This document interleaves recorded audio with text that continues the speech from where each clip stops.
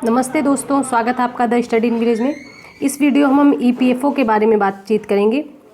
इसका नोटिफिकेशन आ चुका है तो इसके बारे में बातचीत कर लेते हैं। देखिए, जैसे कि इसमें लिखा है कि यूनियन पब्लिक सर्विस कमीशन यानी कि यूपीएससी इसका एग्ज़ाम करवाती है।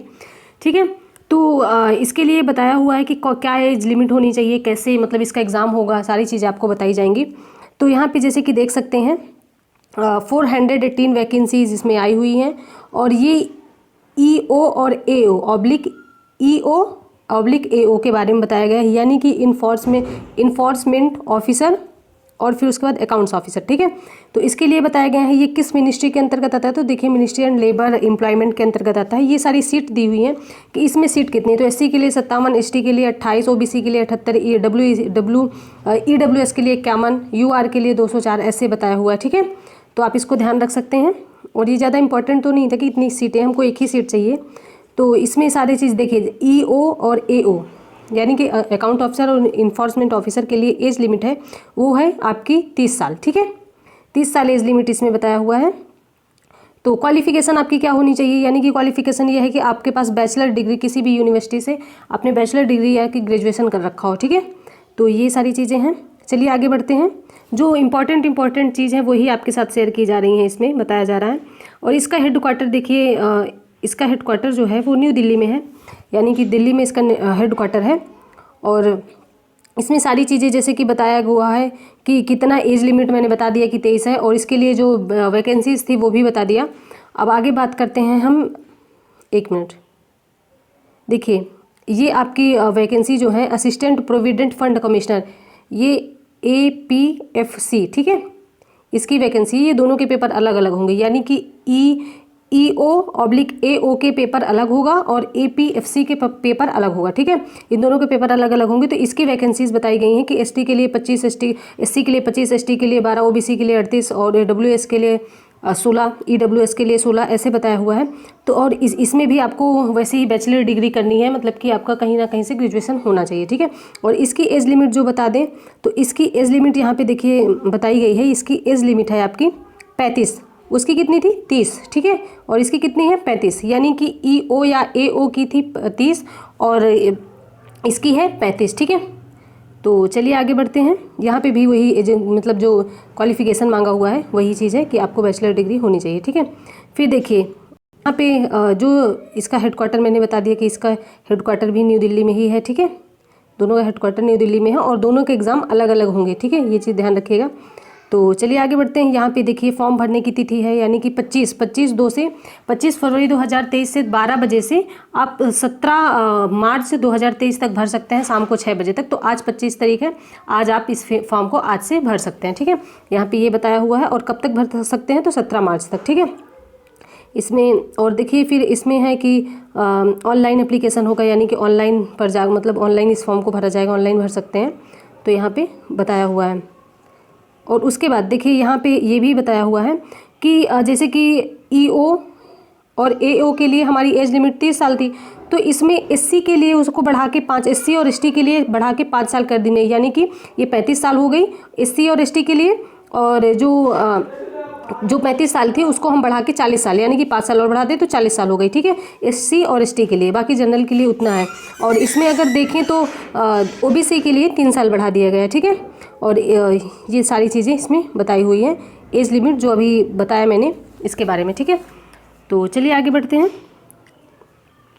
देखिए इसका हेडक्वार्टर जो है, इसका बताया कि हेडक्वार्टर इसका न्यू दिल्ली में है और इसका 2 ईयर्स काम है।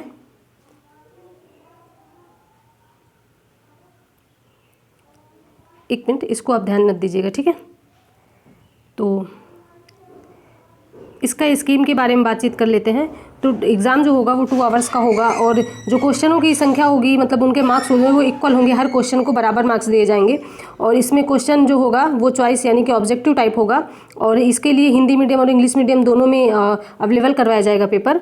और यहाँ पे आंसर की है, यानी कि अगर आपका आंसर गलत है तो उसके लिए 1/3 माइनस मार्किंग यानी निगेटिव मार्किंग भी है। ठीक है, ये है। और इसके बारे में सिलेबस के बारे में हम बातचीत कर लेते हैं। तो देखिए यहाँ पे जनरल इंग्लिश है सिलेबस में, ये सिलेबस आपका EO और AO के लिए है। ठीक है, तो जनरल इंग्लिश है, इंडियन फ्रीडम स्ट्रगल है, करंट इवेंट्स है, Indian polity, economic, general accounting principle और industry relation and labour law. उसके बाद यहाँ पे देखें तो जनरल साइंस और जनरल मेंटल एबिलिटी और सोशल सिक्योरिटी इन इंडिया, इसके बारे में है। तो इसका वेटेज जो होगा वो 75 और 25 के अनुपात में होगा, ठीक है। और जो 300 का आपका पेपर होगा और 100 का आपका इंटरव्यू होगा, यानी कि आप एक, इसमें सबसे अच्छी बात यह है कि आपको इसमें मेंस नहीं देना होगा। आप जैसे ही वो ऑब्जेक्टिव टाइप वाला, यानी कि जो पहला पेपर हो गया प्री का होगा, उसको देंगे। उसके बाद आपको, अगर आप कट ऑफ कट ऑफ हो गया, आपका पार हो गया, तो आपको सीधा इंटरव्यू के लिए बुला लिया जाएगा। और इसका वेटेज है 75 और फिर उसके बाद अनुपात में है 25, ठीक है, 75:25। तो ये चीज़ें हैं। और देखें अब यहाँ पे इसके बारे में है असिस्टेंट पब्लिक प्रिवेंट कमिश्नर जो है, इसके बारे में इसका सिलेबस क्या है। तो इसमें वो कुछ सिलेबस इसमें जोड़ दिया गया है। इसका भी पहले स्कीम देख लीजिए कि 2 आवर्स का इसका भी पेपर होगा और सारे मार्क्स इक्वल होंगे, मतलब सारे क्वेश्चन के मार्क्स इक्वल होंगे, बराबर होंगे। ऑब्जेक्टिव टाइप क्वेश्चन इसमें भी होंगे और फिर इसमें ये भी हिंदी और इंग्लिश में दिया जाएगा। इसमें भी तो 1/3 निगेटिव मार्किंग है, ठीक है, सेम वैसा ही है। और इसका सिलेबस देख लीजिए, इसमें सिलेबस क्या है कि वो सिलेबस तो ऐड ही है, जनरल इंग्लिश है, फिर Indian culture, heritage, freedom movements, ये सारे, ठीक है, culture in population development, globalisation, governance and constitution of India, ये सारी चीज़ें इसमें जोड़ दी गई हैं। तो इसको आप देख सकते हैं, ठीक है। और इसका भी वेटेज वैसे ही है 75:25 में। तो और ये हैं आपके सेंटर। यहाँ के सेंटर ये है कि आप कितने सेंटर, मतलब कौन सा सेंटर लेना चाहते हैं। तो इसमें आपके सेंटर बताए हुए हैं, आप देख सकते हैं अपने एरिया के अनुसार, अपने क्षेत्र के अनुसार कि कौन से सेंटर आपको लेना उचित रहेगा। इसमें 79 सेंटर दिए हुए हैं, ठीक है। और यहाँ पे सेंटर की बात करें तो देखिए यहाँ पे लिखा हुआ है फर्स्ट अप्लाई फर्स्ट अलॉट, यानी कि जैसे ही आप जितनी जल्दी अप्लाई करेंगे आपको वैसे ही आपके क्षेत्र का सेंटर मिलेगा। अगर लेट अप्लाई करेंगे तो आपका जो सेंटर होगा वो काफ़ी दूर होगा, यानी कि जो सेंटर रहेगा वो दूर दिया जाएगा। तो इसलिए फर्स्ट अप्लाई और फर्स्ट अलॉट बताया गया है, यानी कि आप जितनी जल्दी अप्लाई करेंगे आपके क्षेत्र में सेंटर दिए जाएंगे। और मुझे लगता है कि अपने क्षेत्र में ही सेंटर लेना चाहिए, क्योंकि परीक्षा के टाइम क्या होता है कि आपको बहुत दूर ट्रैवल करके जाना होता है और फिर उसके लिए 2 दिन पहले निकलना होता है या 1 दिन पहले निकलना होता है।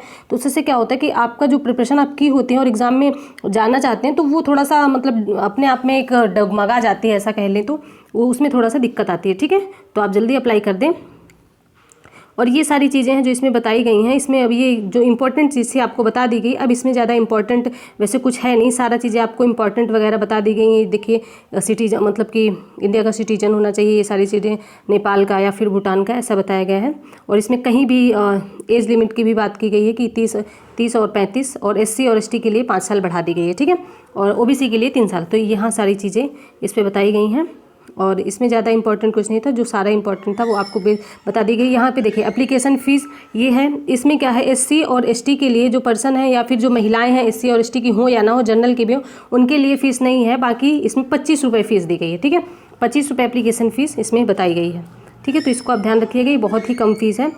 और सारी चीज़ें वही है कि आप कब तक अप्लाई कर सकते हैं, तो 17 मार्च 2023 तक अप्लाई कर सकते हैं, आज से शुरू कर सकते हैं। तो यहाँ पे सारी चीज़ें आपको बता दी गई हैं जो इम्पोर्टेंट थी।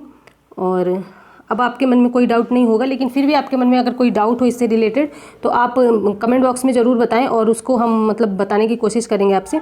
तो यही सारी चीज़ें हैं, इसमें जो इंपॉर्टेंट चीज़ थी आपको बता दी गई। हाँ, एक चीज़ ध्यान दीजिए, अभी इसकी डेट नहीं आई है, तो जब इसकी डेट आ जाएगी कि एग्ज़ाम कब होगा तो आपको बता दिया जाएगा सबसे पहले कि आप इसकी डेट एग्ज़ाम की कब आएगी।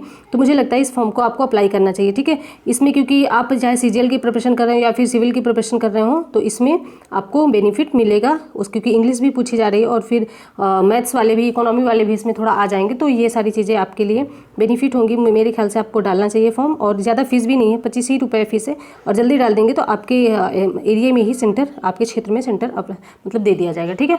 तो चलिए ठीक है, अपनी प्रिपरेशन निरंतर जारी रखें और कोई डाउट हो तो बताएं। अपने और अपने परिवार का ध्यान रखें, अपनी हेल्थ का ध्यान रखें। मिलते हैं नेक्स्ट वीडियो में, धन्यवाद।